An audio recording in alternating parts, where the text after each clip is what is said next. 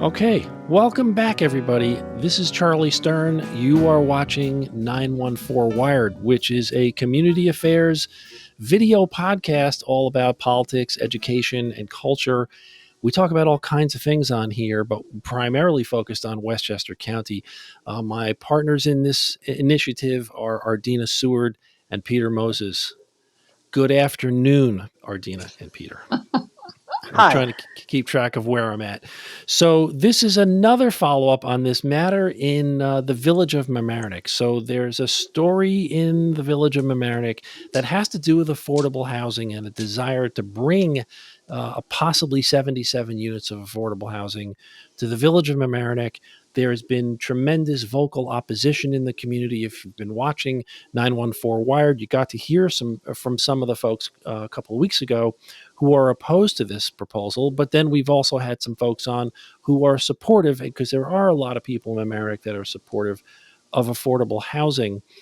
Before, one quick housekeeping item. If you're watching on YouTube and you haven't already subscribed, please click subscribe so that you find out when there's updates and new episodes. Likewise, if you're listening to the podcast, click follow, and that way you find out when 914 Wired comes on again. So I want to thank Manny Rawlings and Damon Maher for being our guests today. Manny is a village trustee in the village of Mamaroneck. There is some question about whether or not Manny should recuse himself from this vote. Now, and before we get into all that detail, we'll want to understand where your orientation is on this subject, Manny. And Damon, why don't you go ahead and start us off and explain the various roles that you play and your interest in this matter? Yeah, thank you, Charlie. It's good talking with you again. And yeah, why am I here is I guess question number one. And I kind of wear two hats here. First of all, as you know, I was 6 years as a county legislator here in Westchester County, representing New Rochelle, Eastchester, and Tuckahoe. 4 of those years, I was the chair of the Housing Committee. Um, we did a lot of work in support at the county in support of affordable housing, incentives to not building directly, but incentives to private developers, both for-profit and nonprofit, to do a lot of stuff all over the county, including a couple of really good projects by WestHab. Um, and I had heard, and I continue to be a housing advocate, and I had heard there was some problem with what looked like to me to be a terrific proposal. Actually, two proposals are very good. One of them is WestHab.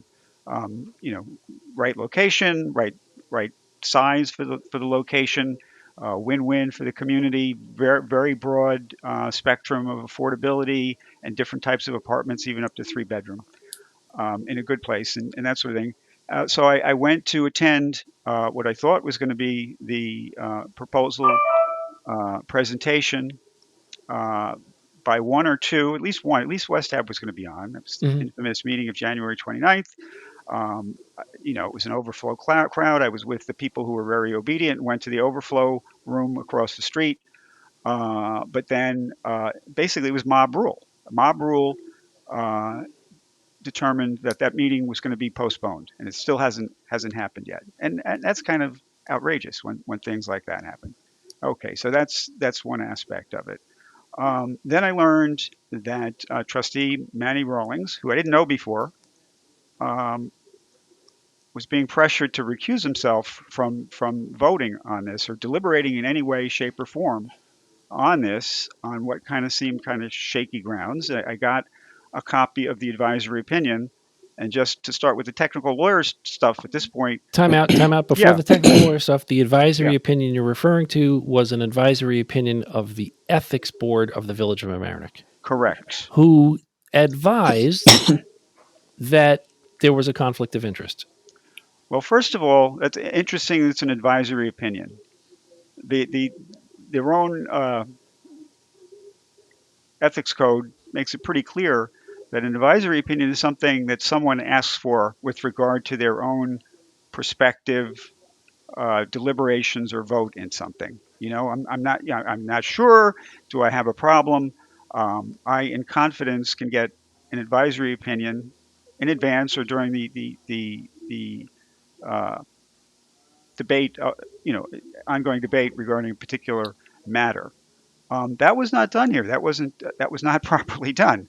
It's not supposed to be a third party person who comes in and informally asks for this advice as to somebody else who's on the board. This was the mayor asking about somebody else on the board. The proper way of doing this is to swear under oath a formal complaint. If you think someone else, and you can be anybody, I guess, in the community, and swear out an oath with specific details as to what um, shenanigans you think are going on. You have to base it in some reality, some facts that you know. There's a formal hearing process. Hearings, full due process, should be Okay. under oath. Yep. Should be, yeah. Okay, Damon, you're Yeah. raising these sort of process issues. Let's frame this a little bit. It's my understanding that, and Manny Rawlings, you're here. You can tell us in your own words. You are broadly in support of affordable housing, and one of the proposals, you're in favor of one or more of the proposals that the village has seen. Is that accurate?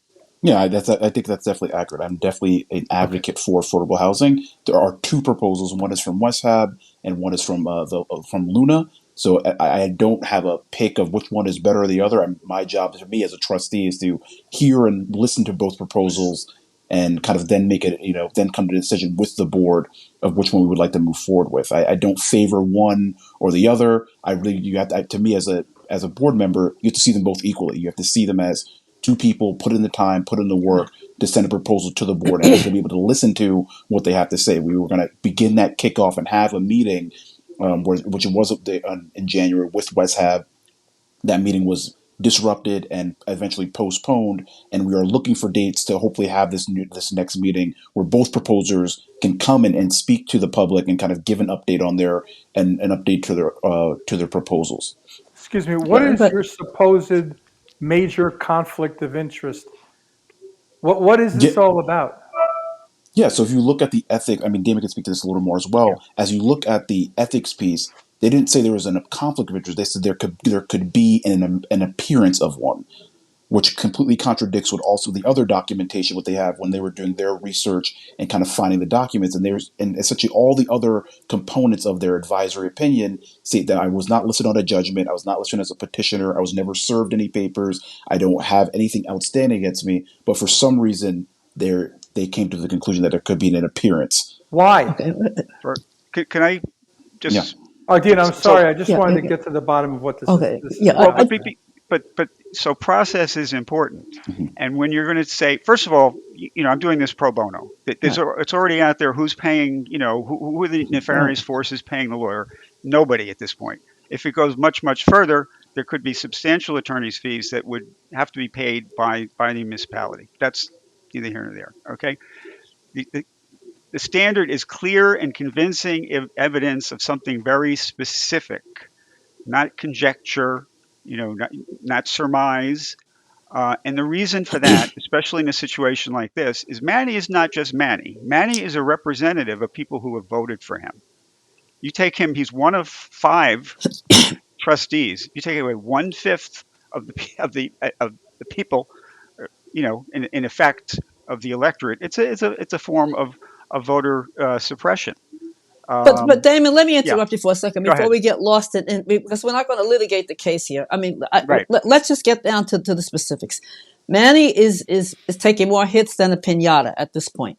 So let's just deal with the crux of what he's being accused of being one, that he was on the lease, which was also which was also registered to his mom. He also allegedly has conflict of interest with WestHab. So Manny, I will throw it to you because it's your fight. You tell us where that conflict is. Yeah, I'm happy to answer it. So there is no conflict. I think the Okay, narrative that's kind of coming out there is that there is a conflict of interest with me because I was an occupant in an apartment building that I right, grew up in and eventually moved out of, right. and because my name was not even listed, and in any of these court filings, it just appears that, oh, well, we knew Manny was there and he filed petitions there and all this other nonsense that kind of made it spiral into like, oh, he has a conflict and he's, wants to go ahead. He wants to push this through. And I couldn't be further from the truth. There is zero conflict. I'm an advocate for affordable housing, and the narrative is that he's pushing for WestHab. He wants WestHab. I've never once stated which project I want. Any conversation I've had, I have to look at them both equally. That's my job as an elected official. Let me interrupt you for a second. But let's detail a little bit. The apartment complex in which you live is owned by a company called Washingtonville.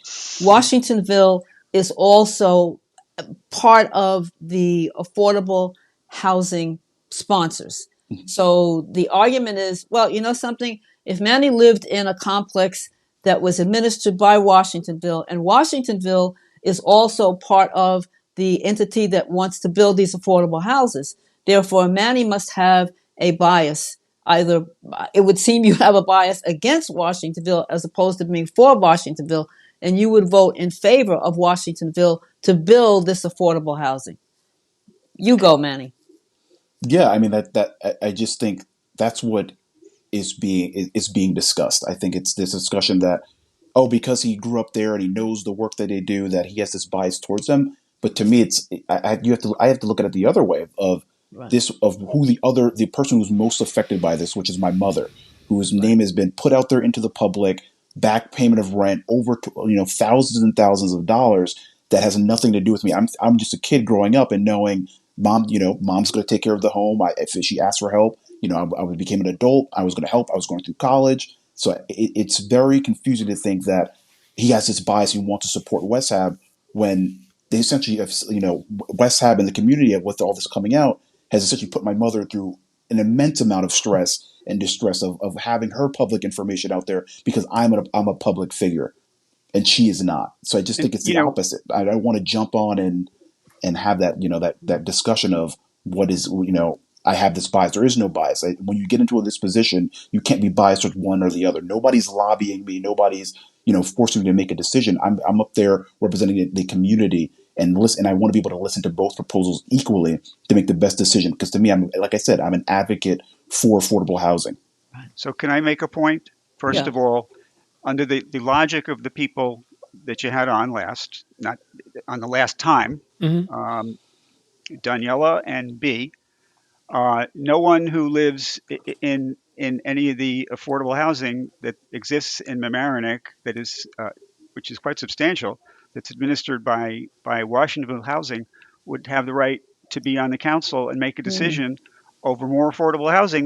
That's the community that needs it. That's number one. Number two, we attorneys say to correct the record of what the folks of what B and Daniela said. He was not on the lease.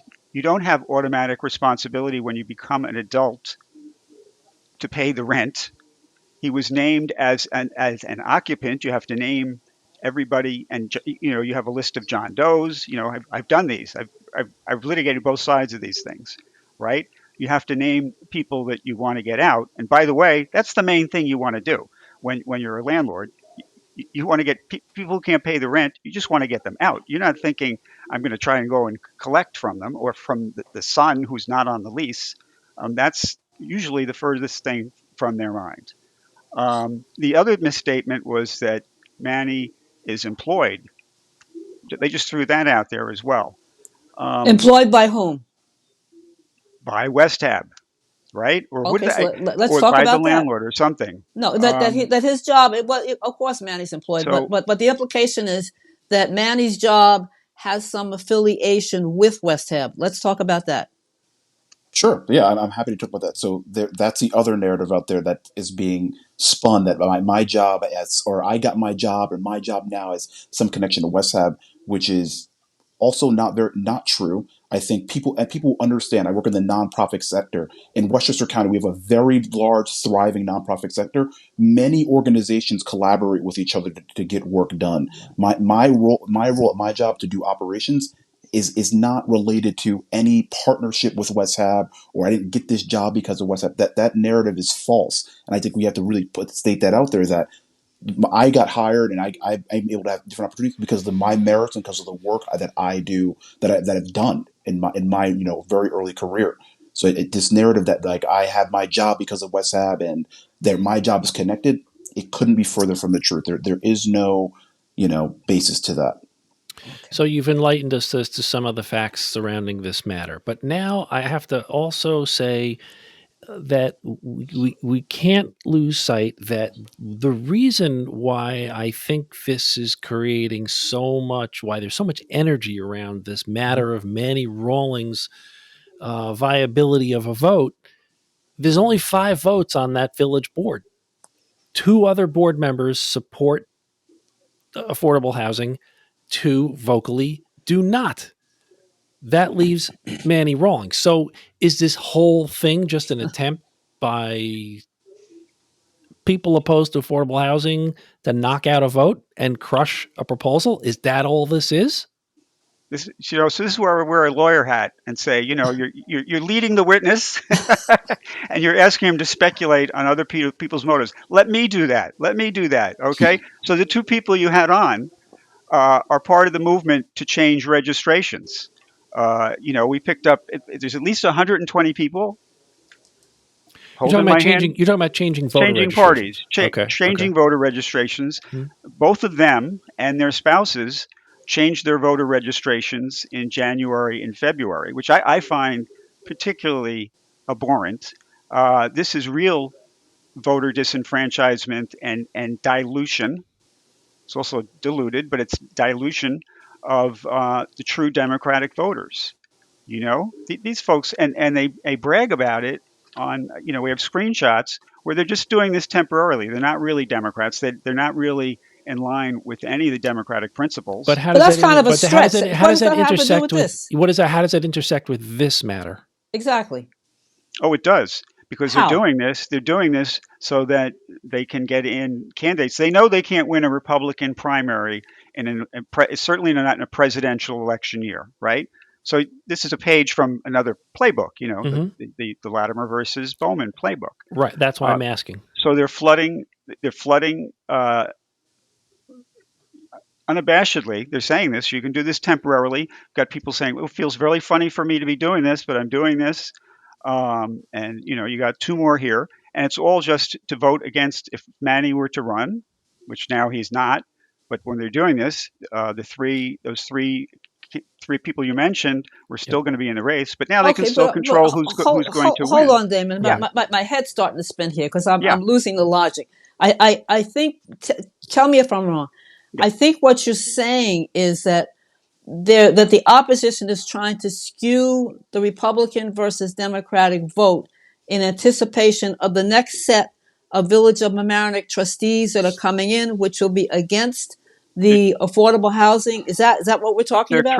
They're trying to control the Democratic primary because they know most people just vote across the line, especially in a presidential year, Right. right? They don't have it. They don't have.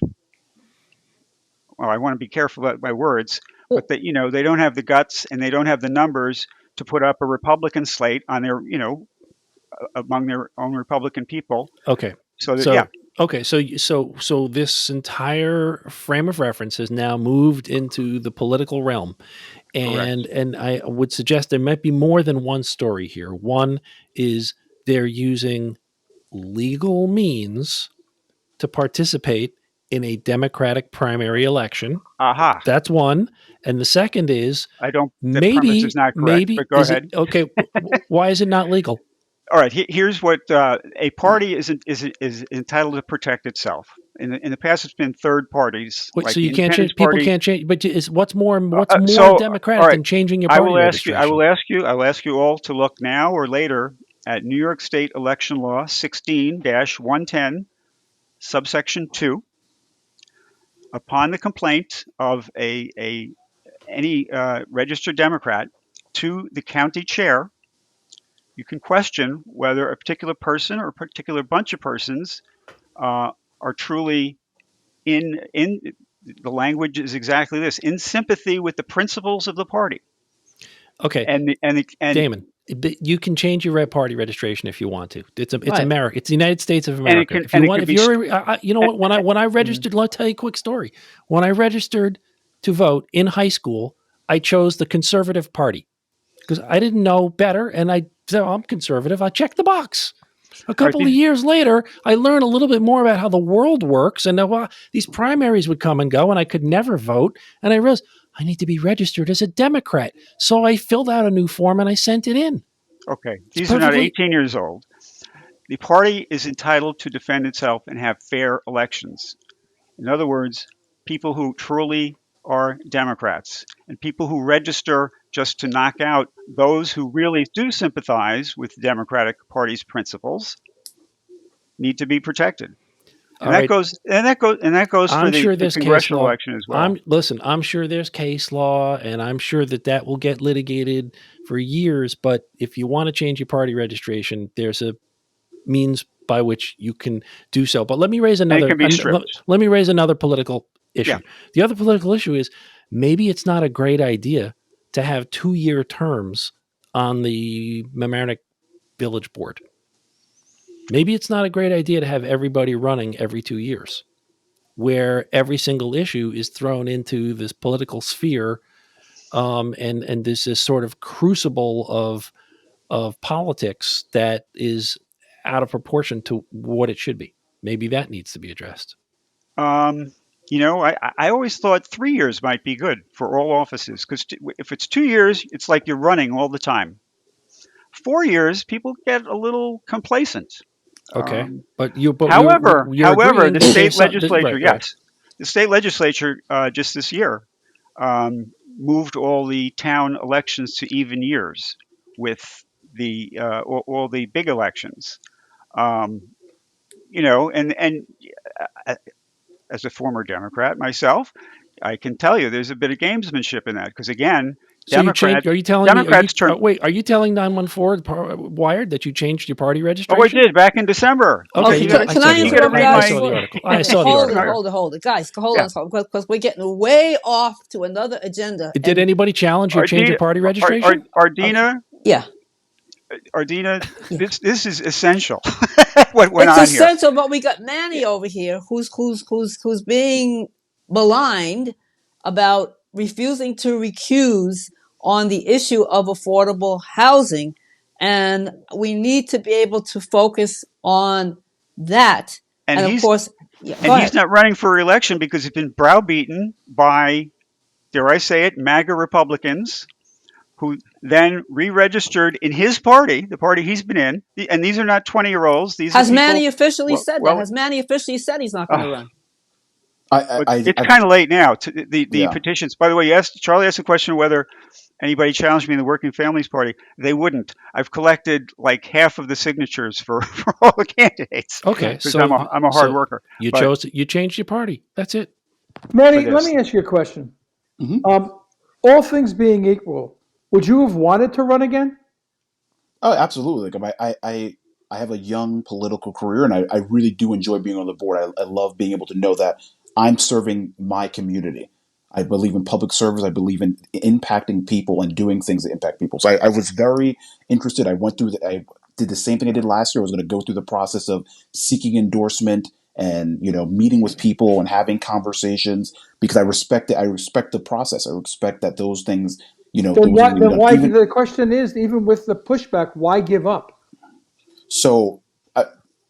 I gave so that's I gave up on going for the Democratic endorsement. They went their way and they picked 3 candidates. There was not enough time for me to gather petitions, so I won't be seeking that line or be on that line. I'd like to talk about the push for you to recuse. Why? How? Why would you not recuse yourself? Yeah, I would not recuse myself based on the basis that the process of which it was followed is incorrect. I didn't ask for an advisory opinion. Somebody can't ask for an advisory opinion for me. Part number two, they're written up. It's not a determination. Their conclusion that they gave in their advisory opinion stated that there could be an appearance of. But if you read through the advisory opinion, every other thing that's stated in there shows that this has nothing to do with Manny Rawlings, and that he was a person that was listed somewhere when when in reality it was something against my mother. She is not a public figure. Does not sit on the board of trustees. She does not have a vote on the board of trustees. I do. So because I have a parent who struggled, there is this narrative that I moved and I away. want to ask you, Manny, about because Mhm.